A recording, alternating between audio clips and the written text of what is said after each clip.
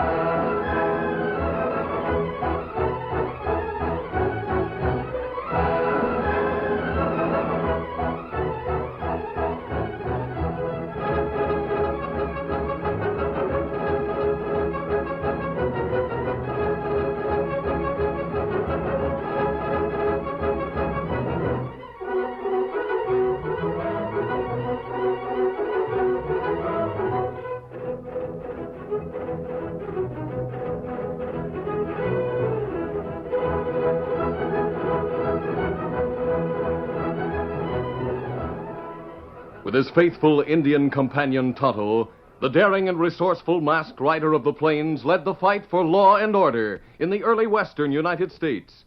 Nowhere in the pages of history can one find a greater champion of justice. Return with us now to those thrilling days of yesteryear. From out of the past come the thundering hoofbeats of the great horse Silver. The Lone Ranger rides again. Come on, Silver! Let's go, big fellow! Hi-Yo Silver! Hi!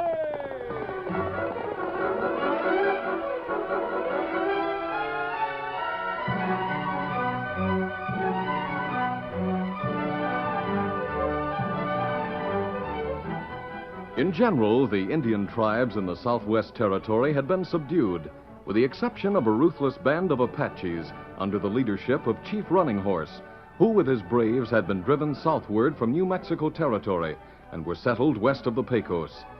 Time after time they struck without warning. One time it would be against a small wagon train of pioneers. Get up there. Get up. Get along. Well, Jed, we're almost there. We sure have been lucky. Yep. My wife's been scared to death we'd run into Indians. But I guess they're all under control now. I was thinking about them myself for a while. But now I guess they're... Look, coming over the hills. Redskins. Holy smoke. Circle the wagons. They're attacking us. Hurry. Get the wagons circled. We want to have a chance.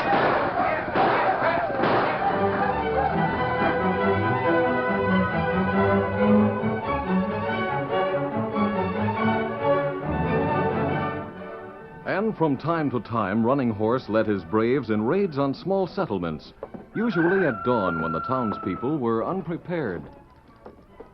Morning, Joe. Opening the express office kind of early, ain't you? Yeah. Got a stage due in early from Phantom Hill with an express shipment. Sure hated to roll out with the sun hardly up yet. Indians. It's a raid. Everybody will be massacred in their beds. Start shooting around them. Right.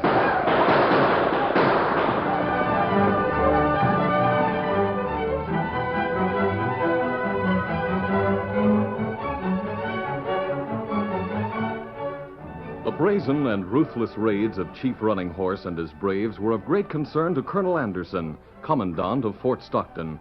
His efforts to run down the Apache band or to arrange a powwow with Chief Running Horse had been useless. One afternoon, he was discussing the situation with Lieutenant Downey in his headquarters.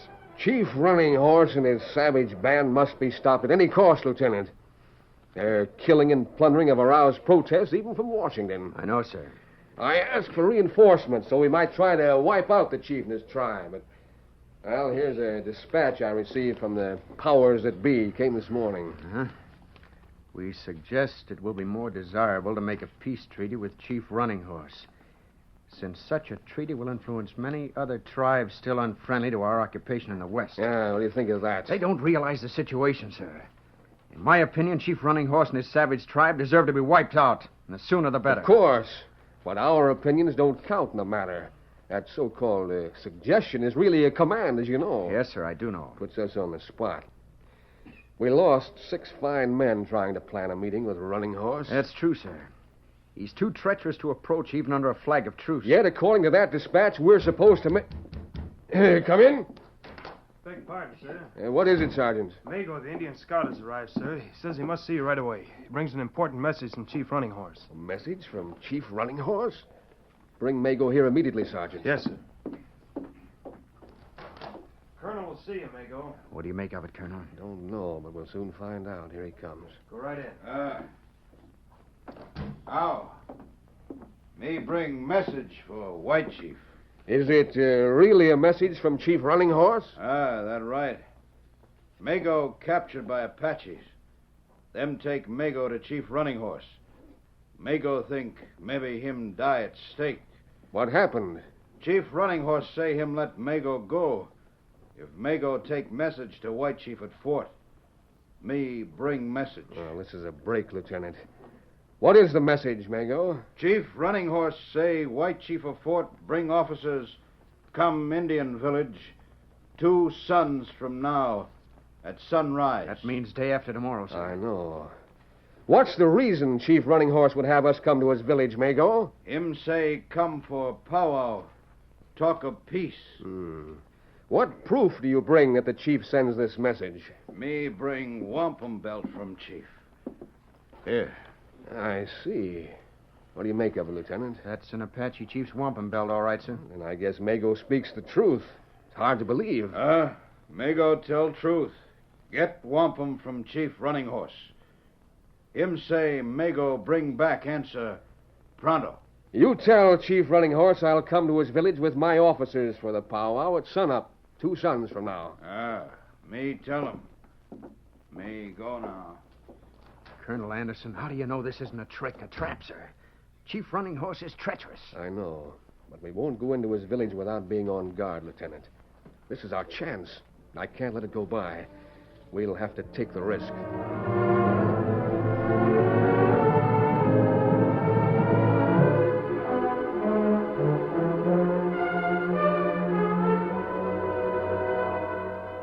That evening, the Lone Ranger and his Indian companion Tonto had stopped to camp in the hills along the trail between the Apache village and the fort.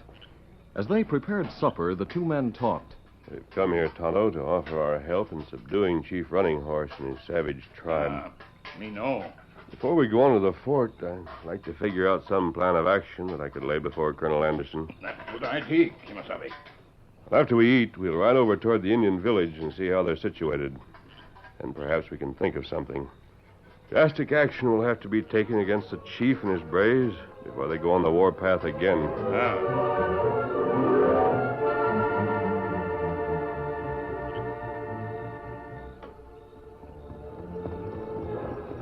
Later that night, the Lone Ranger and Tonto left their camp and rode toward the Indian encampment. They finally stopped on a bluff from which they could look down upon the village below. Oh, Silver. Watch down. Look. Easy, boy. Yeah, the moon is bright, Tonto. We'll walk to the edge of the bluff and look over Chief Running Horse's encampment. It's easy to see. A rider coming to camp by Valley Trail. Yes, he's stopping there near the big campfire. As far as I can make out, he's an Army Indian scout, Tonto. And look, Kimasabi. What? Chief come out of wigwam. And them talk together. Yes, that must be Chief Running Horse. Now he's making some sort of hand sign to the group. That right.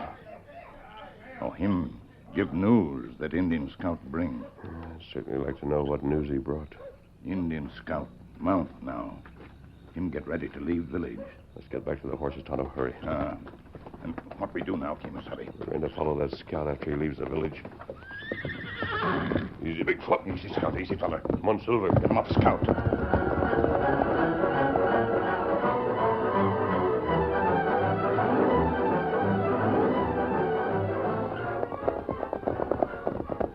Scout's taking a trail that leads to Fort Stockton. That right. We better slow down before we go around that turn ahead. We don't want him to find us too close. Easy, fella. Easy, Steady, big Scout. fella. Steady, Easy. fella. Steady. Here's the bend in the trail. Be ready to stop if he's still in sight. Wait, Kimasabi. Oh, Scout. fella. Look. Him turn off on branch trail. And him not look back. Strange. That branch trail leads into a small basin. Just a short way from the main trail. Him out of sight now. Yes, we'll follow him. We'll have to be cautious. Come on, Silver. Get him up, Scout.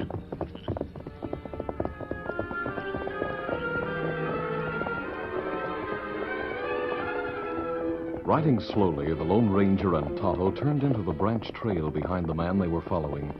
Within a short time, they neared the small basin the masked man had mentioned and stopped. Easy, Scout. Easy, fella.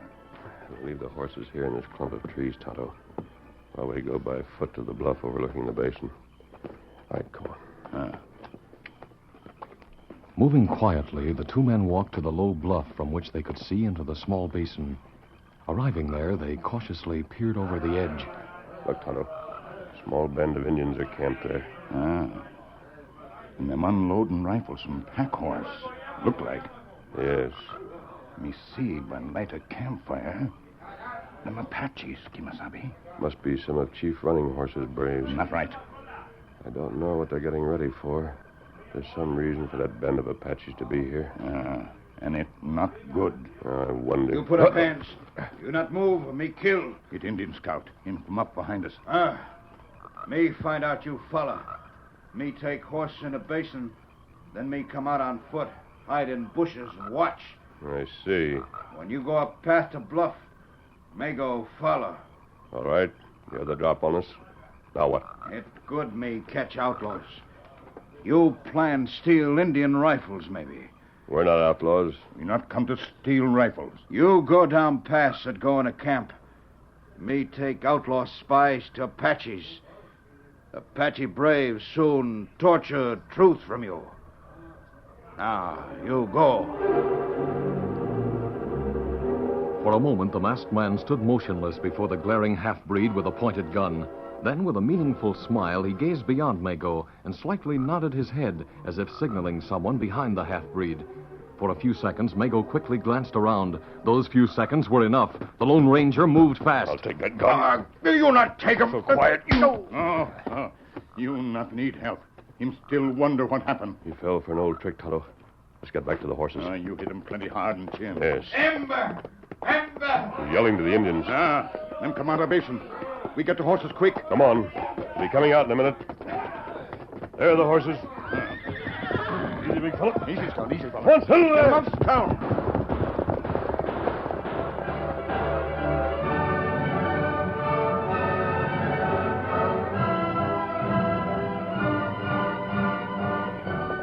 It was almost an hour before the Lone Ranger and Tonto shook off the Indian band and stopped to rest their horses some miles from their camp. Oh, Silver. Go, fella.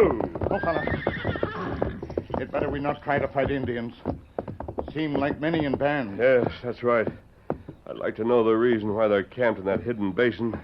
It's just off the main trail to the fort. And what we do now? It's late, Tonto. We'll head back to camp and rest a while. Then in the morning, we'll ride to the fort and talk to the colonel. Come on, Silver. Get him up, Scout.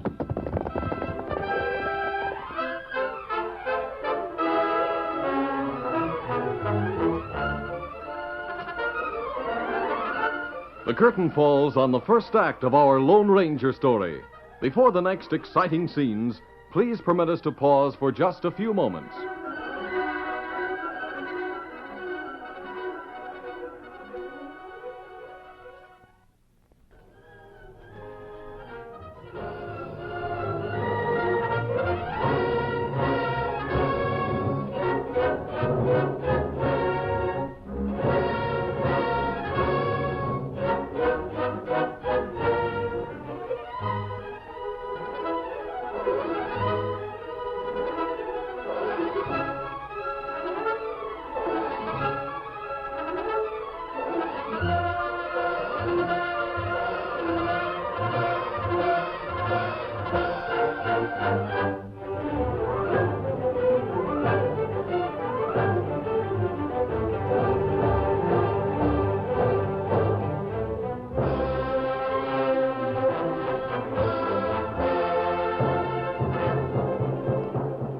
Now to continue our story. It was just at the break of dawn when Colonel Anderson was awakened in his quarters by the sergeant. Colonel, wake up, sir. Oh, it's you, Sergeant. What's the matter? Mago's here with important information. Says he has to see you right away, sir. Well, bring him in right now, Sergeant. Yes, sir.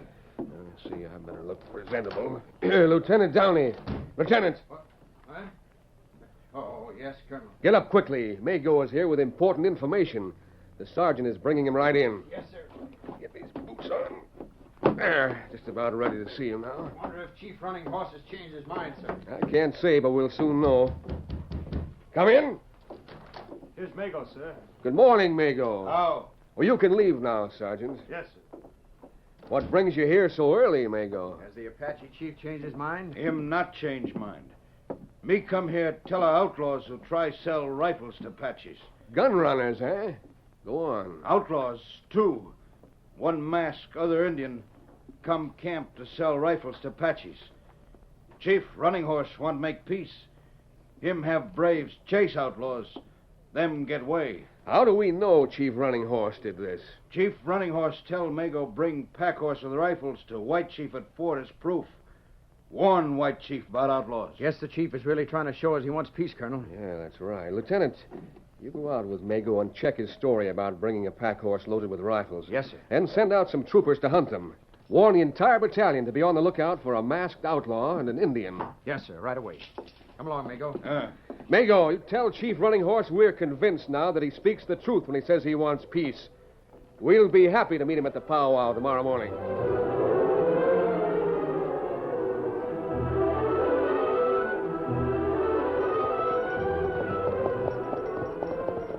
Later that morning, the Lone Ranger and Tonto rode along the trail that led to Fort Stockton. When I meet the colonel at the fort, I'll tell him about the Apache band in the hidden basin. Ah. And him better know about Indian Scout, too. Yes, Tonto. I can't figure out just what his part in the affair is yet. Look, Kimasabi. What? You see dust cloud along trail ahead. There are many men. Yes. Tonto, I believe they're troopers from the fort. Well, that's not good. Maybe the mask about mask, Kimasabi. That's all right, Tonto. I'll tell them to take me to the colonel at the fort. I'll do the explaining to him. If we continue to ride toward them, I'm sure we'll have no trouble. Them see us by this time. Yes, I guess they do. Them shoot at us. Quick, Tonto. Run into the arroyo. We'll head back down the trail. Come on, Silver. Come on, Scout.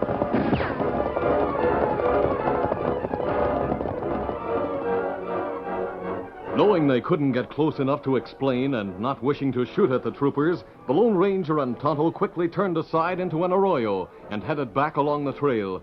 The troopers followed, but after a time they were outdistanced and finally lost. The Lone Ranger and Tonto returned to their camp, where for some time they carefully disguised the Lone Ranger's features. That afternoon he rode alone to the entrance to the fort, while Tonto waited a short distance away. Oh, Silver. Oh, easy. Steady, big fellow. What do you want, mister? I've come to see Colonel Anderson. Take me to his headquarters. All right, bring your horse and come on. I'll see what the sergeant says about it. Come on, boy. Easy. Hey, Sarge. What's the matter, Corporal? This man says he wants to see the colonel. Oh, Silver. What's your business with the colonel, mister? I have some news concerning the Apaches. All right, Corporal. I'll take him to the colonel's headquarters. You come with me, mister. Right.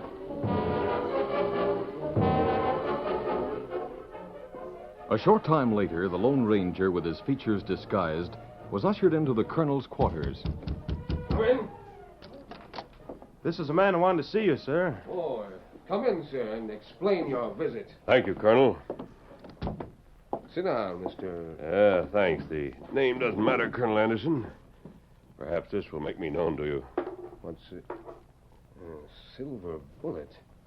And you must be... Yes, I tried to get to you sooner, but I was wearing a mask. A when I ran mask, into... yes. I've heard that you usually wear one. Tell me, do you ride with an Indian? That's right. Some of your men fired on us this morning before we could stop and explain. Our Indian scout, Mago, reported a masked man, an Indian, had tried to sell rifles to some of the Apaches. He brought in a pack horse with some of the rifles as proof. Chief Running Horse sent him here early this morning. That's not true, Colonel. That Indian scout lied. Lied? Yes, we followed him from the Apache village to a hidden basin where we saw more Apaches. I don't quite understand. You see, Chief Running Horse sent word that he was willing to meet us at his village at sunup tomorrow for a powwow. Mago is the go-between. I see. Those Apaches camped in the hidden basin just off the main trail could be there for the purpose of cutting you off from the fort. What do you mean? I believe Mago the Scout is working with Chief Running Horse to lead you into a trap, sir. I wouldn't be surprised if he were the go-between who's been getting them the rifles. Well, then why should he... Mago got the drop on Tonto and me. We tricked him and got away. I see. He's sly enough to know that reporting us as outlaws and bringing that pack horse here, saying Running Horse sent him, would dismiss any doubts you might have about the Apache's peaceful intentions. Yet I feel that we should go to that powwow on the chance they do want peace. I have orders from Washington stating I'm to try to make a peace treaty. I wouldn't be a bit surprised if Mago heard about that dispatch somehow and tipped off the Apaches. It's possible.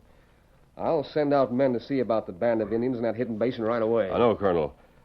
I suggest you wait until just before you set out for the powwow. Furthermore, I'd like to go with you and your officers, if I may, sir. Yes, that can be arranged all right. But if they're planning a trap... I have a plan, Colonel. I hope we'll stop any treacherous move they might make. Now, listen. After carefully discussing the plan, the Lone Ranger left the fort and joined Tonto. The two men rode back to their camp in the hills, where they worked over a new disguise. But this time, Tonto was the subject. During the night, they rode from camp and separated. Tonto riding toward the Apache village, and the Lone Ranger riding to Fort Stockton. Dawn was breaking when Colonel Anderson, accompanied by his officers and the Lone Ranger, arrived at the Apache village and dismounted before Chief Running Horse's large wigwam. Indian braves stood in groups nearby watching, and the Lone Ranger noted that there were no squaws or children to be seen. Off to one side, a council group of blanketed Indians sat on the ground in a semicircle waiting. Chief Running Horse stood with arms folded inside a ceremonial blanket, and Mago, the Indian scout, stood beside him to act as interpreter. The chief spoke. Oh, Odemota. Big Chief Running Horse say, welcome, White Chief and his men. Tell Chief Running Horse we come in peace, that we're ready for the powwow. Me tua lo, u me latte. Meta law. Gun not good. The chief knows and understands some English. Yes. Mago, what is it the chief said? Him say, take off gun belt, hang on saddle, then join circle for powwow. I suppose there's nothing else to do. I guess not. There's mine. Mine, sir. One by one, the officers took off their gun belts and hung them on their saddles. Before removing his gun belt, the Lone Ranger glanced keenly at the circle of blanketed Indians a short distance away. Then he, too, removed his gun belt and hung it from the pommel of his saddle. All right, Mago. Tell Chief Running Horse we're unarmed and ready to join the council circle. Mo Tela. Yo me tola. Him say, leave horse there. Come join powwow. Good. Come on, gentlemen. Yes, sir. This is risky business. Yes, I know. Don't worry, Colonel. A place in the center of the semicircle had been left for the chief. Squatting down, he motioned for the officers to fill in the circle. This is it. Yes. Mago's standing in the center of the circle. He has something to say. Listen. White Chief from Fort. You big fool. Apaches in council circle have guns under blankets. You men, now prisoners of Apaches. As the officers sat, momentarily stunned, gazing at the leering face of Mago, the blanketed figure to the left of Chief Running Horse suddenly sprang behind the chief and placed a gun at his back. Me have gun at back of Chief Running Horse. If anyone move, me kill him. That's Tonto. This guy's is an Apache. You tell council braves, drop guns. Uda! Uda! Right, they're dropping their guns. Here, Silver. Now I've got my guns. You not get away. All braves in village ready with guns. And tell them to look up to the rim of the cliffs, Mago. 100 troopers are there with rifles aimed down here at the village. Get your guns, Colonel. Right. You men, get your sidearms. Now, Mago, tell the chief we're taking him and you with us to the entrance to the valley. My men have brought 2 horses for you to ride. We won't make it, Colonel. The Apache braves have found out something's going on. They're moving in. Give your signal to the troopers. All right.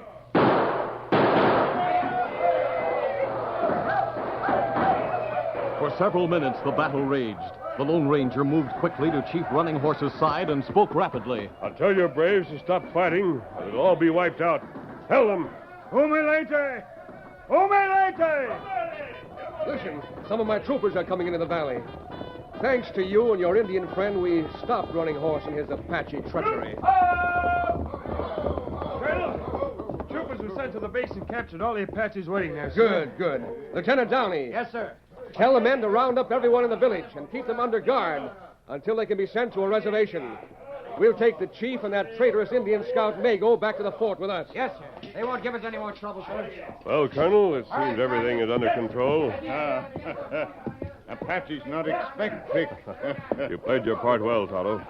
Pull off that headdress and Apache regalia before some trooper thinks you are one. Me do it. Now, where's Scott?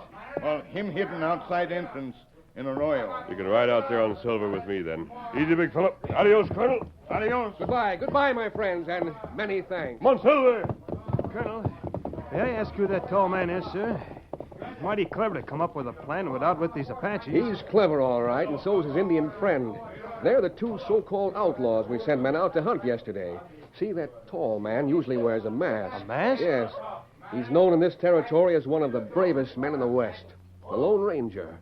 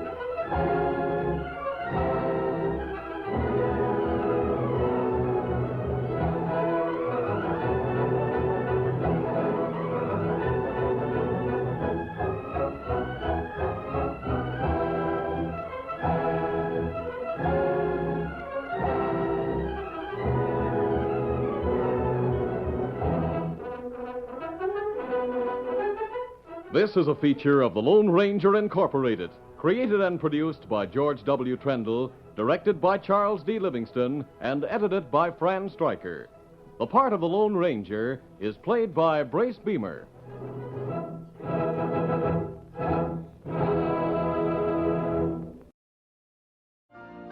You've been listening to the OTR Gold Network. Find more classic radio at otrgold.com.